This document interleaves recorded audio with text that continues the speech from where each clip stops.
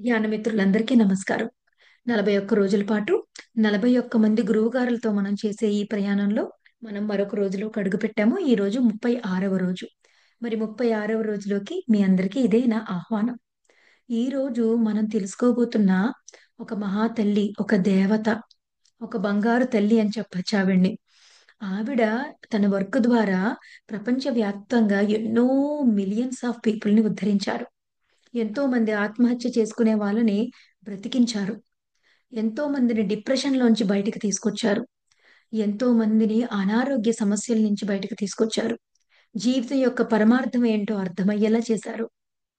మరి ఆవిడే లూయిస్ హే గారు. మరి లూయిస్ హే గారు ఆవిడ చేసిన సేవ అంతా ఇంత కాదు. ఆవిడ ఒక అద్భుతమైన ఆధ్యాత్మిక శాస్త్రవేత్త అని చెప్పొచ్చు. చక్కగా ఆ భావన శక్తి, మన నమ్మకాల, ఆలోచనల యొక్క శక్తిని ఆవిడ ఎంత లోతుగా అర్థం చేసుకుని, దాని మీద పరిశోధన చేశారంటే, ఆవిడ ఒక పట్టిక తయారు చేశారు. ఒక టేబుల్ తయారు చేశారు. ఆ టేబుల్‌లో ఆల్ పాసిబుల్ డిసీజెస్ మెన్షన్ చేసుంటాయి. ఆల్ పాసిబుల్ డిసీజెస్ అంటే సైనస్ దగ్గర నుంచి క్యాన్సర్ వరకు మొత్తం అన్ని రకాల తలకాయ దెబ్బ నొప్పి దగ్గర నుంచి అన్ని రకాల జబ్బులు లిస్ట్ చేయబడి ఉంటాయి. ఆ లిస్ట్ చేయబడిన జబ్బు, దానికి ముందు ఎదురుగుండా దానికి గల నమ్మకం ఏంటి?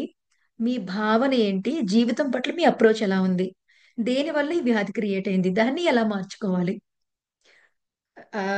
Disease are situation in the life, దానికి కాజ్ అండ్ దానికి సొల్యూషన్. ఒక 3 ముక్కల్లో ఇచ్చారావిడ. మరి 99.99% అవి మ్యాచ్ అయిపోతాయి. 99.99% మ్యాచ్ అవుతాయి మై డియర్ ఫ్రెండ్స్. ఎక్కడైనా రేర్‌గా ఒకటి తప్పొచ్చు తప్ప, ఎంత అద్భుతంగా మ్యాచ్ అవుతాయంటే, అంటే ఎంత పరిశోధన చేశారో ఆవిడ. మరి ఆవిడ జీవితం అంత తేలికైనది ఏం కాదు మై డియర్ ఫ్రెండ్స్. ఆవిడ పడ్డ కష్టాలు అవి అంతా ఇంతా కాదు. మనం విని తలుచుకుంటేనే మనం తట్టుకోలేము. అంత కష్టాలు పడ్డారావిడ. అంత కష్టాలు పడి అలాంటి జీవితాన్ని ఊర్చి మరి ఎలాగావిడ ప్రపంచ ప్రఖ్యాత రచయితగా, వరల్డ్ ఫేమస్ పర్సన్‌గా ఎలా తయారయ్యారు? అన్ని లక్షల మంది జీవితాన్ని ఎలా ఉద్ధరించారు? ఆవిడ జీవిత విశేషాలు ఏంటో మరి ఈరోజు మనం తెలుసుకుందాం. లూయిస్ హే గారు అసలు పేరు హెలెన్. ఆవిడ అక్టోబర్ 8, 1926లో లాస్ ఏంజలస్, కాలిఫోర్నియాలో జన్మించారు. మరి జన్మించింది చాలా పేద కుటుంబం. తల్లిదండ్రులకి ఇద్దరికీ ఎప్పుడూ గొడవలు, అబ్యూజివ్ తండ్రి.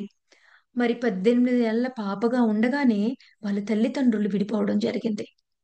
విడిపోయిన తర్వాత ఈ తల్లిగారికి ఆస్తి లేదు, డబ్బులు లేవు, ఉద్యోగం లేదు, ఒకతే బిడ్డ.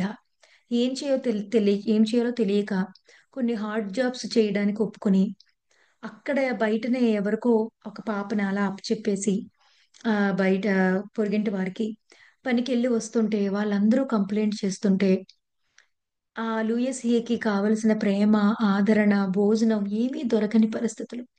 చాలా గడ్డు పరిస్థితుల్లో వాళ్ళ అమ్మగారికి ఏం చేయాలో దిక్కు తోచక ఇంకొక మ్యారేజ్‌లోకి ఎంటర్ అయ్యారు. To just have a shelter on top of their head.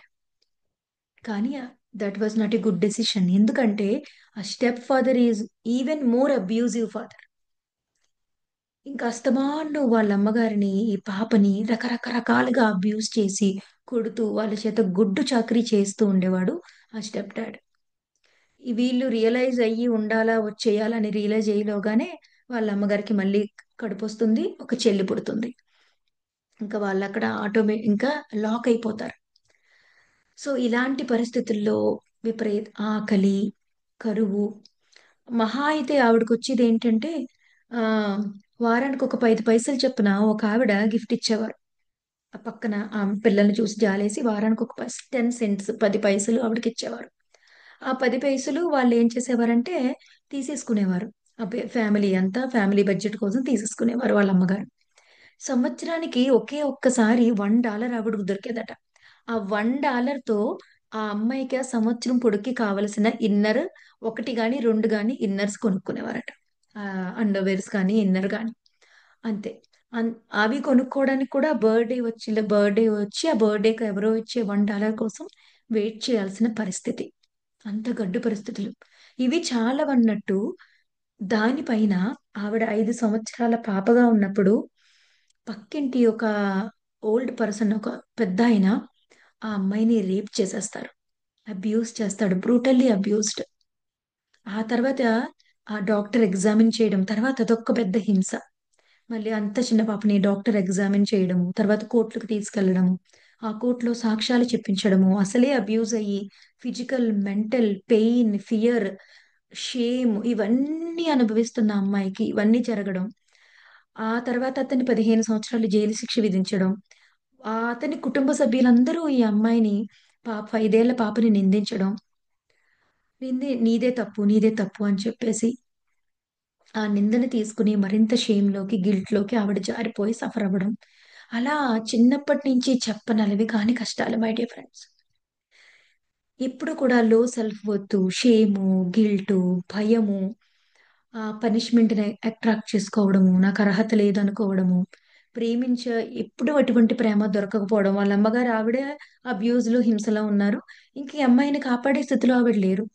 So ఆ స్టెప్ ఫాదర్ వచ్చి తిడుతున్నా, అతను కూడా అబ్యూస్ చేసేవాడు, కొంచెం సెక్సువల్ అబ్యూజ్. అది చేసినా, ఏమి చేసినా కాపాడలేని పరిస్థితి, నిస్సహాయత వాళ్ళ మదర్ది. ఆవిడే ఒక విక్టిమ్ స్టేట్ లో ఉంది. ఎలాంటి పరిస్థితి అంటే, ఒకసారి ఆవిడ చెప్పారనమాట అంటే పుస్తకంలో, 4 సంవత్సరాలప్పుడు ఒక కేకు పంచి పెడుతున్నారంట స్కూల్ అంతా, ఒక అమ్మాయి బర్త్డే అయితే.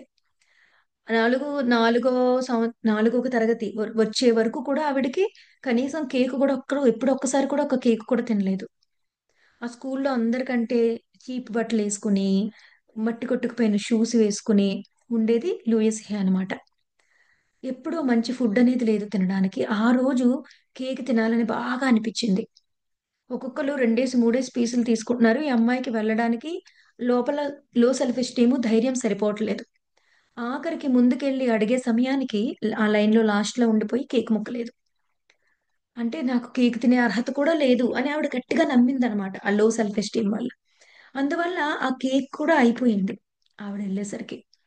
సో అలా ప్రతిదీ అంటే, ఒక చిన్న పాపకి, ఎప్పుడు కేక్ తినని పాపకి ఆ కళ్ళ ముందు అందరూ తిని ఆమెకు దొరకకపోతే అది ఎంత పెద్ద విషయం చూడండి. ఒక పాప పర్స్పెక్టివ్ లో ఆలోచించండి. అలాంటి ఈ చిన్న పెద్ద కష్టాలు, బాధలు, నిరాశలు, నిస్పృహలు ఇవే ఆవిడ జీవితం అంతా గడిచి, ఇంకా 15 సంవత్సరాలకి, 15 ఏళ్ల వయసులో ఆవిడ ఇంక తట్టుకోలేకపోయారు. తట్టుకోలేకపోయి ఇంటి నుంచి పారిపోయారు. ఇంటి నుంచి పారిపోయి ఒక హోటల్లో వెయిటర్ గా పనికి జాయిన్ అయ్యారు. జాయిన్ అయిన తర్వాత ఎప్పుడూ ప్రేమ దొరకలేనందువల్ల మాయమాటలు చెప్పేవాళ్ళు, కొంచెం ప్రేమ చూపించేసరికి, కొంచెం మంచిగా ఉండేసరికి వాళ్ళకి ఈవిడ శరీరాన్ని అర్పించడం. అలా 16 సంవత్సరాలకే ఆవిడకు ఒక అమ్మాయి పుడుతుంది. మరి ఆ 16 సంవత్సరాలకి ఆ కడుపు వచ్చినప్పుడే ఈ అమ్మాయికి తెలుసు ఎంతో షేమ్, గిల్ట్, ఎలా ఈ పాపను చూసుకోవాలో తెలియదు. ఇంకా ఏం చేయాలో తెలియక మొత్తం మీద పిల్లలు లేని ఒక పేరెంట్స్ ని ఆమె వెతుకు పట్టుకుంది. పట్టుకుని ఆ 16 ఏళ్ల వయసులో ఆ చివరి 3 నెలలు, 4 నెలలు వాళ్ళ ఇంట్లో ఉండి డెలివరీ చేసి, వాళ్ళ పేరునే ఈ పాపని రిజిస్టర్ చేసేసి ఇచ్చేసింది అనమాట అండి ఆ పాపని. ఆ పాప గురించి ఆమెకి ఏమైనా గుర్తుందంటే, ఆవిడ పెద్ద పెద్ద బొటన వేలు, లూయిస్ హే గారు కూడా పెద్ద బొటన వేలు ఉంటాయి. ఆ పాపకు కూడా పెద్ద బొటన వేలు ఉందట. ఆ తలుచుకున్నప్పుడల్లా ఆ చిన్ని పాప యొక్క పెద్ద బొటన వేలు ఆమెకు గుర్తొస్తూ ఉండి, మరింత గిల్టు, మరింత షేము ఫీల్ అవుతూ ఉండేవారట. ఆ తర్వాత తల్లిగారి దగ్గరికి వెళ్ళి, అప్పటికే ఆవిడ ఇంకా అబ్యూజ్ లోనే ఉంది. ఆవిడ్ని నువ్వు వచ్చేసేయ్ అని చెప్పి వాళ్ళ చెల్లిని అక్కడే వదిలేసి, వాళ్ళ చెల్లి డాడ్స్ డార్లింగ్ అన్నమాట, స్టెప్ స్టెప్ ఫాదర్ యొక్క బిడ్డ. ఆమెను అక్కడ వదిలేసి వాళ్ళ తల్లిగారిని అక్కడి నుంచి బయటికి తీసుకొచ్చి, ఆవిడకు ఒక చిన్న జాబ్ చూసి, ఆ 16 ఏళ్ల వయసులో వాళ్ళ అమ్మగారికి ఒక అపార్ట్మెంట్ లో ఆవిడ్ని సెట్ చేసి, అక్కడి నుంచి ఆవిడ చికాగో మూవ్ అయిపోయారు, కాలిఫోర్నియా నుంచి. అక్కడ మళ్ళీ కొత్త జీవితాన్ని ఆవిడ మొదలు పెట్టారు. అక్కడ రకరకాల హార్డ్ జాబ్స్ చేస్తూ, మళ్ళీ ఆ పాత నమ్మకాల వల్ల ఎంతో మంది అబ్యూజివ్ మెన్, ఆవిడని తిట్టి కొట్టే మనుషులందరినీ, ఆ మగవాళ్ళందరినీ ఆకర్షించుకుంటూ, వాళ్ళ చేతుల్లో తన్నులు తింటూ, దెబ్బలు తింటూ, మళ్ళీ ఆ గాయాలు తగ్గించుకుంటూ, చాలా చాలా హింస అనుభవించిన తర్వాత ఆఖరికి ఆవిడ చికాగో నుంచి న్యూయార్క్ మూవ్ అయిపోయి, ఆ న్యూయార్క్ లో మొత్తం మీద ఆవిడ మోడలింగ్ చేయడం మొదలుపెట్టారు. చాలా అందంగా ఉండేవారు ఆవిడ. మోడలింగ్ చేయడం మొదలుపెట్టిన తర్వాత మోడలింగ్ లో టకటక టకటక ఎదగడం స్టార్ట్ చేశారు. ఆ ఎదిగే మోడలింగ్ లో కుదరడము, అందులో ఎదగడము, పెద్ద పెద్ద బ్రాండ్లు కావడం, మోడల్ అవ్వడం మొదలుపెట్టిన తర్వాత ఆ లో సెల్ఫ్ ఎస్టీమ్ కొంచెం తగ్గి ఇంకా అబ్యూజివ్ మెన్ ని ఆకర్షించుకోవడం ఆవిడ మానేశారు. మానేసి ఏ అలాగా పెద్ద పెద్ద పెద్ద ఒక మోడల్ గా తయారైన ఆ సందర్భంలో ఒక మంచి ఇంగ్లీష్ మెన్ ఒక ఆయన వచ్చి ఆమెని వివాహం చేసుకున్నారు. ఆయన చాలా చాలా ధనవంతుడు. గొప్ప ధనవంతుడు, గొప్ప పారిశ్రామికవేత్త. ఆయన్ని పెళ్లి చేసుకున్న తర్వాత 14 సంవత్సరాల పాటు మంచి వైవాహిక జీవితాన్ని ఆవిడ గడిపారు. కానీ ఆ పాత నమ్మకాలు, ఆ చిన్నప్పటి నుంచి ఉన్న abusive parents, so many relationships, బాధ, ఈ గాయాలు అవన్నీ నాకు అర్హత లేదు, నాకు అర్హత లేదు అనే ఈ పోరు ఆవిడ బుర్రలో పోలేదు. ఎంతో గొప్ప జీవితం గడిపిన, గొప్ప గొప్ప విలాసవంతమైన భవనాలున్న, వైట్ హౌస్ లో ప్రెసిడెంట్ తో కలిపి ఒక డిన్నర్ చేయగలిగే అవకాశం వచ్చింది ఆవిడకి, ఆవిడ భర్తతో కలిపి. ఎందుకంటే ఆయనకున్న హై స్టేటస్ వల్ల. అవన్నీ ఉన్నా సరే లోపల ఈ గిల్టు ఇది పోలేదు ఆవిడకి. ఆఖరికి దానివల్ల మళ్ళీ 14 సంవత్సరాల తర్వాత వాళ్ళ హస్బెండ్ నేను ఇంకొక అమ్మాయిని పెళ్లి చేసుకోవాలని అనుకుంటున్నాను చెప్పడం, ఈవిడకి విడాకులు ఇవ్వడం, మళ్ళీ తిరిగి ఆవిడ విపరీతమైన డిప్రెషన్ లో కూరుకోవడం, కూరుకుపోయి అందులోంచి తేరుకుని ఏమి చేయాలో తోచని పరిస్థితుల్లో ఒక చర్చికి వెళ్ళి, ఆ చర్చి ఎలాంటి చర్చ్ ఏంటండి అండి, the first church of religion science. ఆ రిలీజియన్ లో, ఆ మతంలో ఉన్న శాస్త్రము సైన్స్ ఏంటి అని ఆ సైన్స్ గురించి చెప్పి ఒక new thought, new age churches అంటారు అనమాట. ఇక్కడ కూడా కొన్ని ప్లేసెస్ లో ఉన్నాయి ఈ new age church. New age church అంటే అందరూ రావచ్చు అక్కడికి, అందరి థాట్స్ పంచుకోవచ్చు, వేరే రిలీజియన్స్ నుంచి, వేరే కల్చర్స్ నుంచి అన్నిటిని వెల్కమ్ చేసి ఒక ప్యూర్ సైంటిఫిక్ అప్రోచ్ తో వాళ్ళు వెళ్తారనమాట. మూసుకు పెట్టేసుకున్న ఆ అటువంటి వైఖరి వాళ్ళకు ఉండదు. అలాంటి న్యూ ఇయర్స్ చర్చిలోకి ఆవిడ వెళ్ళారు. వెళ్ళి అక్కడ సండే క్లాస్ విన్నారు. ఏదో లోపల నుంచి బాగా ఒక ప్రేరణ వచ్చిందనమాట ఆవిడకి, దీని మీద నువ్వు ధ్యాస పెట్టి విను అని. విన్నప్పుడు ఆవిడకి చాలా విషయాలు చాలా బాగా నచ్చాయి. నచ్చి అప్పుడు అక్కడ 3 వీక్స్ సెషన్ జరుగుతుందంటే 3 వీక్స్ కంటిన్యూగా వెళ్ళడం మొదలుపెట్టారు. ఆ 3 వీక్స్ అయిపోయిన తర్వాత 2 ఇయర్స్ పాటు వాళ్ళ దగ్గర ఉన్న కోర్స్ అంతా వెళ్ళి నేర్చుకున్నారు. అక్కడ ఫిలాసఫీ గురించి, మన థాట్స్ యొక్క పవర్ ఏంటి, మన బిలీఫ్స్ యొక్క పవర్ ఏంటి, అలాగే అఫర్మేషన్స్ ఎలా పనిచేస్తాయి, వీటన్నిటి గురించి బాగా నేర్చుకుని సాధన చేయడం మొదలుపెట్టారు. అదే సమయంలో మరొక చోట ట్రాన్స్‌డెంటల్ మెడిటేషన్ కూడా నేర్చుకుని ఆ ధ్యానం చేయడం కూడా మొదలుపెట్టారు.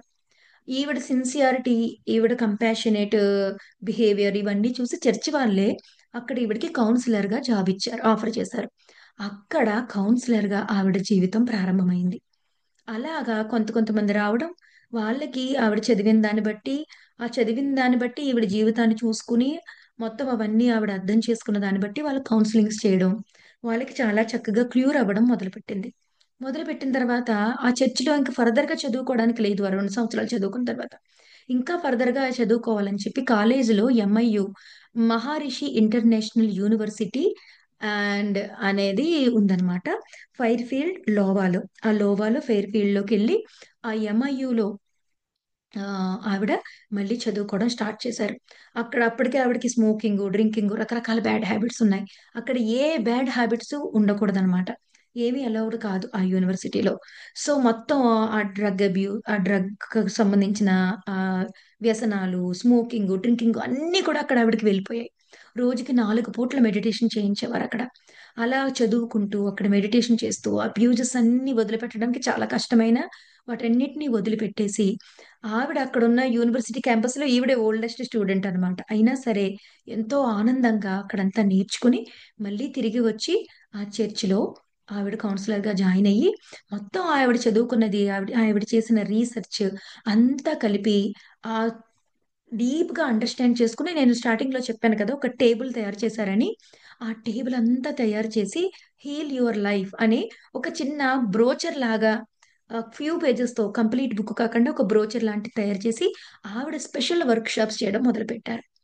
ఆ వర్క్ షాప్స్ లో ఎంతో మంది ఆ సూసైడల్ నుంచి బయటికి రావడము, డిప్రెషన్ లోంచి బయటికి రావడము, ఊన్స్ లోంచి బయటికి రావడము, ఈ మంచిగా వాళ్ళ జీవితాన్ని మార్చుకోవడము, సంపదను ఆకర్షించుకోవడం, అలా ఎన్నెన్నో ఎన్నెన్నో జరిగి ప్రతి న్యూ ఏజ్ స్టేజ్ మీద మాట్లాడడానికి ఆవిడకి ఆహ్వానాలు వచ్చి ఇలా జరుగుతూ ఆవిడ ఎంతగానో రిగరస్ గా ట్రావెల్ చేస్తూ ఎంతో వందల వందల మంది వేల మందిని హీల్ చేస్తూ హీల్ యువర్ లైఫ్ అనే ఈ పుస్తకాన్ని ప్రచురించే ఆలోచనలో ఉన్న ఆ సమయంలో 1977లో ఆవిడకి సర్వికల్ క్యాన్సర్ వస్తుంది. మరి మనమైతే అనుకుంటాం మై డియర్ ఫ్రెండ్స్, కొన్నాళ్ళు ధ్యానం చేస్తాము. ఆవిడ ధ్యానం చేసింది. ఆవిడకున్న వ్యసనాలన్నీ పోయాయి, జబ్బులన్నీ పోయాయి, పరిస్థితులు మారిపోయాయి. ఆవిడ హీలర్ అయిపోయింది, పెద్ద సైంటిస్ట్ అయిపోయింది. ఒక టేబుల్ కూడా తయారు చేసేసింది ఆవిడ. ఆ టేబుల్‌తో ఎన్నో చోట్లకెళ్ళి ఎంతో మందికి వెళ్ళిపోయి హీలింగ్‌లు జరిగిపోయాయి. ఎంతో మంది క్యాన్సర్‌లు తగ్గిపోయాయి. ఆవిడకి క్యాన్సర్ వచ్చింది. మనం ఏమనుకుంటాం? ధ్యానం చేస్తే ముందు తగ్గినయి గాని తర్వాత వచ్చేసింది అనుకుంటాం. కానీ ఆవిడ అప్రోచ్ చేసిన విధానం, అంటే నాకు క్యాన్సర్ వచ్చిందా? అంటే ఇంకా నేను హీల్ చేసుకోవాల్సింది ఏదో ఉంది. చిన్నప్పటి నుంచి ఎప్పుడూ ప్రేమ దొరకలేదు. ఆ ఫిఫ్త్ ఇయర్‌లో జరిగిన అబ్యూజ్ అనేది చాలా చాలా గట్టిదనమాటండి అది. మన లోపల అంతరంతరాంగాల్లో లేయర్స్‌లో ఎన్నో ఉండిపోతాయి. ఆ మలినాలు, లో సెల్ఫ్ ఎస్టీము, గాయాలు, బాధ, మనల్ని మనమే క్షమించుకోలేని ఒక నిందించుకుంటాం అనమాట. చిచ్చి! నాకెందుకు ఇలా జరిగింది? నేనేం తప్పు చేశాననో, ఏవేవో పిచ్చి పిచ్చి కాంప్లెక్స్ ఆలోచనలన్నీ మన లోపల ఉనికిలో ఉండిపోతాయి. మరి అవన్నీ ఉండిపోయి ఆవిడకి క్యాన్సర్ రూపంలో ఆ వయసులో బయటకొచ్చాయి. బయటికి రాగానే ఆవిడ సర్జరీని రిఫ్యూజ్ చేసి మొత్తం డీటాక్సిఫికేషన్ చేసుకోవాలి తన బాడీనని చెప్పేసి ఒక foot massage, foot work, detoxification ప్రక్రియ లాంటిది ఒకటుంది. అది చేసుకుంటూ మొత్తం ఫుడ్ గురించి రకరకాలుగా చదివి ఈ ఆ పొజిషన్‌లో తనకి ఏ ఫుడ్ కరెక్టు అన్నీ చూసుకొని ఓన్లీ గ్రీన్ వెజిటబుల్స్ తింటూ, ఆ ఫుడ్ తింటూ డీటాక్సిఫికేషన్ చేసుకుంటూ మంచి ఆవిడొక హీలర్ అయ్యుండి, ఆవిడకి అవసరమైంది. మనం ఎంత పెద్ద పొజిషన్‌లో ఉన్నా, ఎంత సీనియర్స్ అయినా సరే, మనకి అవసరమైనప్పుడు మనం ఇంకొకళ్ళ దగ్గరికెళ్లి సహాయం తీసుకోవాలనడానికి లూయిస్ హే గారే ఒక గొప్ప ఉదాహరణ. ఆవిడ మంచి మంచి చైల్డ్‌హుడ్ థెరపిస్టులని, ఇన్నర్ చైల్డ్ థెరపిస్టులని తి దగ్గరికి వెళ్లి, మొత్తం ఆవిడ అంతరాంతరలోకెళ్ళి ఆ దుఃఖాన్ని, బాధని, కోపాన్ని, ద్వేషాన్ని అంతటిని కూడా ఆవిడ రిలీజ్ చేసేసి తర్వాత అప్పుడే ఆవిడ మిర్రర్ వరకు ఆవిడ ఎస్టాబ్లిష్ చేశారు. తనకెప్పుడు చిన్నప్పటి నుంచి లూయిస్ ఐ లవ్ యూ అని ట్రూగా చెప్పినోళ్ళు ఎవ్వరు లేరు. I value you, you are a wonderful kid అని చెప్పినోళ్ళు ఎవరు లేరు. అందరూ తిట్టేవాళ్ళు, కొట్టేవాళ్ళే.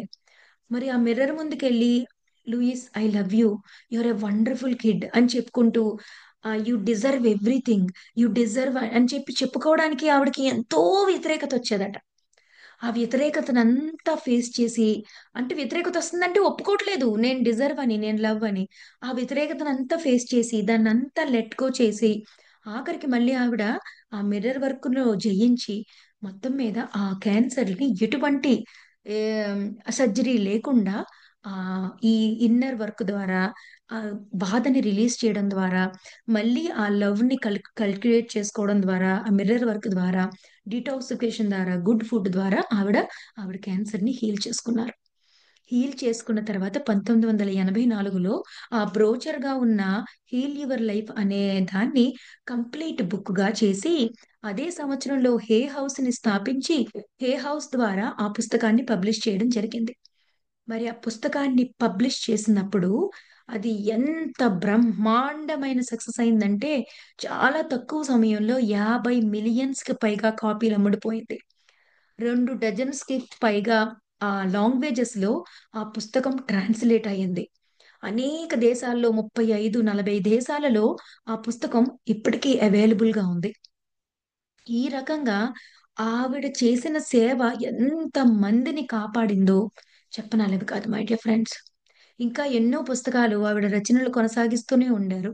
1991లో 'పవర్ ఈజ్ వితిన్ యూ' అనే పుస్తకం, 1998లో 'heal your body A to Z' అనే పుస్తకం, అలాగే 'meditations to heal your body' అని, అలాగే ఎన్నో పుస్తకాలు ఆవిడ రచించారనమాట. మరికొన్ని పుస్తకాలు కూడా ఉన్నాయి. సో, అలాగా ఆవిడ చివరి వరకు కూడా ఎంతో మంది పెద్ద పెద్ద సమావేశాలు, హీలింగ్ వర్క్‌షాప్సు, మిర్రర్స్ వర్క్‌షాప్సు, హీలర్స్ కింద హే హౌస్ ద్వారా ఒక కోర్స్‌ని రెడీ చేసి కౌన్సిలర్స్‌గా, హీలర్స్‌గా వాళ్ళకి ట్రైనింగ్ ఇవ్వడాలు, అలాగే ఇన్నర్ చైల్డ్ వర్క్ చేయించడము. ఇలా ఎన్నెన్నో సేవలు 1, 2 కాదు ఆవిడ చేసినయి మై డియర్ ఫ్రెండ్స్.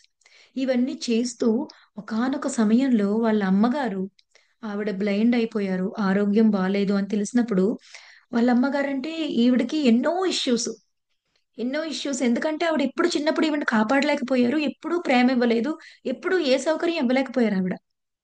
ఇంకా ఈవిడే ఆ 16 ఏళ్ల వయసులో ఆ పుట్టిన బిడ్డని ఇచ్చేసిన ఆ దుఃఖంలో కూడా ఆళ్ళ అమ్మగారిని బయటకి తీసుకొచ్చి ఒక చోట పెట్టి వెళ్ళిపోయింది తప్ప, మరి ఆళ్ళ చెల్లెలు ఆళ్ళ అమ్మగారిని మొత్తం ఇందులోంచి బయటకొచ్చిన తర్వాత, మొత్తం హీల్ చేసుకొని ఆవిడ లవ్ చేసుకున్న తర్వాత వాళ్ళని ఫేస్ చేయగలగాలి అని చెప్పి, మళ్ళీ వాళ్ళ దగ్గరికి వెళ్ళడము, వాళ్ళ పరిస్థితి అది చూడడము, మళ్ళీ వాళ్ళ అమ్మగారిని తన దగ్గరికి తెచ్చుకోవడము, వాళ్ళ చెల్లెలు కూడా మెల్లగా ఈవిడ దగ్గర రావడము, వీళ్ళ అమ్మగారిని తీసుకొచ్చేసిన తర్వాత వాళ్ళ డాడ్ మళ్ళీ మొత్తం తన అబ్యూస్ అంతా కలిపి ఆ చిన్న కూతురు మీద చూపించడము. ఆవిడ కూడా ఎంతో డిప్రెషన్‌లో ఉండడము. వాళ్ళిద్దరికీ కూడా మళ్ళీ లూయిస్ హే గారు హెల్ప్ చేసి, ఆ కొత్త అడ్వెంచర్‌ని, ఆ రిలేషన్‌షిప్ హీలింగ్‌ని ఆవిడ ఇంట్లో పెట్టుకొని మళ్ళీ వాళ్ళ అమ్మగారితో చెయ్యడము. ఎప్పుడైతే ఆళ్ళ అమ్మగారు ఈవిడ బటన్స్ పుష్ చేస్తున్నారో, అయితే ఇంకా నేను మా అమ్మతో హీల్ చేసుకోవాల్సిందుంది అని అర్థం చేసుకొని, మళ్ళీ లోతుగా తనని తాను పరిశీలన చేసుకొని, మళ్ళీ వాళ్ళ అమ్మగారితో రిలేషన్‌ని సరిగ్గా చేసుకోవడము. అలా చక్కగా వాళ్ళ అమ్మగారు పీస్‌ఫుల్‌గా మళ్ళీ ఆవిడకి కంటి ఆపరేషన్ చేయించి, చూపు తెప్పించడము. ఆవిడని చివరి రోజుల్లో చక్కగా ఈవిడే చూసుకొని సాగనంపడం జరిగింది. అలాగే ఎంతో అద్భుతంగా ఆవిడ జీవితాన్ని గడిపి, ఎన్నో లక్షల, మిలియన్ల మందిని సేవించి, ఇప్పటికీ ఆవిడ పుస్తకం ద్వారా ఎంతో అద్భుతమైన హే హౌస్ ద్వారా సేవలు ఆవిడ చేస్తూనే ఉన్నారు. మరి 1998వ సంవత్సరంలో ఆవిడ 90వ ఏట ఆవిడ శాండియాగో, కాలిఫోర్నియాలో ఆవిడ స్వగృహంలో చాలా సునాయాసంగా సహజ మరణాన్ని ఆవిడ పొందారు. మరి ఆవిడ చేసిన వర్కు, ఆవిడ జీవితం చూసుకుంటే 5 సంవత్సరాల వయసులో అబ్యూస్ చేయబడి, మరి ఎన్నో కష్ట నష్టాలకి, హింసకి రోలర్ కోస్టర్ రైడ్ లాగా ఎంతో గొప్ప వ్యక్తితో వివాహము, వైట్ హౌస్‌లో మళ్ళీ ఆహ్, ప్రెసిడెంట్‌తో కలిపి భోజనం చేయడము, మళ్ళీ తిరిగి డివోర్సు, మళ్ళీ తిరిగి ఆ వయసులో డిప్రెషన్‌లోంచి బయటికొచ్చి మళ్ళీ కాలేజ్‌లో జాయిన్ అవ్వడము, అక్కడి నుంచి నేర్చుకోవడము, నేర్చుకొని మళ్ళీ ఆవిడ హీలింగ్ చేస్తూ అన్నీ చేసే టైంలో మళ్ళీ ఆవిడకి క్యాన్సర్ రావడము. మళ్ళీ అందులోంచి బయటికి రావడము, మళ్ళీ ఇన్నర్ వర్క్ చేసుకోవడము. ఈవిడ జీవితం ఒక గొప్ప ఉదాహరణ మై డియర్ ఫ్రెండ్స్. ప్రతి ఆధ్యాత్మిక సీకర్‌కి కూడా. అంటే మనం కొంత నేర్చుకుని కొన్ని సెషన్స్ చేసినంత మాత్రాన మొత్తం అయిపోలేదు. ఎన్నో లేయర్స్ ఆఫ్ క్లెన్సింగ్ ఉండాలి. ఎవ్వరికైనా సరే, ఏ స్థాయిలో ఉన్నా సరే సహాయం అవసరం పడొచ్చు. మనం సహాయం చేయడం మొదలుపెట్టాము. ఏదో వర్క్‌షాప్స్ చేస్తున్నామని మనకి సహాయం అని పడినప్పుడు మనం ఆ ఇగోనంతా ఏమీ లేకుండా మనం వెళ్లి సహాయం కోరి మనల్ని మనం ఎలా హీల్ చేసుకొని మళ్ళీ తిరిగి ఎలా మనం సేవ చేయడానికి రెడీ అవ్వాలి. మనం మెడిటేషన్ చేసినా సరే వచ్చినియి అంటే, ఇంకా మనం సరిగ్గా ఇంకా లోతులకెళ్ళి ఎలా క్లీన్ చేసుకోవాలి, అవన్నీ ఎలా మనం అర్థం చేసుకోవాలి, అవి గొప్ప ఉదాహరణ లూయిస్ హే గారి జీవితం మై డియర్ ఫ్రెండ్స్. మరి అందరూ తప్పకుండా 'హీల్ యువర్ లైఫ్' అనే పుస్తకాన్ని చదవండి. మహా అద్భుతమైన పుస్తకం. ఎంతో మంది జీవితాల్ని మార్చిన పుస్తకం. అంత అబ్యూస్‌కి గురై, అంత కష్టాలు పడిన, అంత టఫ్ చైల్డ్‌హుడ్ గో త్రూ అయిన ఆవిడే అంత గొప్ప హీలర్‌గా అయ్యి, అంత దివ్యమైన జీవితాన్ని గడపగలిగితే, మనందరం కూడా ఎందుకు గడపలేము? అందరం కూడా అలాగే గడపగలుగుతాము. అలాగే సాధించగలుగుతాం. మరి ఈ సందర్భంలో ఆవిడ చేసిన సేవకి అనేకానేకానేక కృతజ్ఞతలు తెలుపుకుంటూ, ఆవిడ వీడియోసు, ఆవిడ గొంతుతో చేసిన మెడిటేషన్స్ ఎంత బావుంటాయో, ఆవిడ గొంతుతో చేసిన అఫర్మేషన్ ఆడియోస్ ఎన్నో అవైలబుల్‌గా ఉన్నాయి మనకి. Please go through all of them, read her book, do her meditations and learn from her. మరి మరొక రోజు మరొక గురువు గారితో మళ్ళీ కలుసుకుందాం మై డియర్ ఫ్రెండ్స్. అంతవరకు సెలవు. నమస్కారం.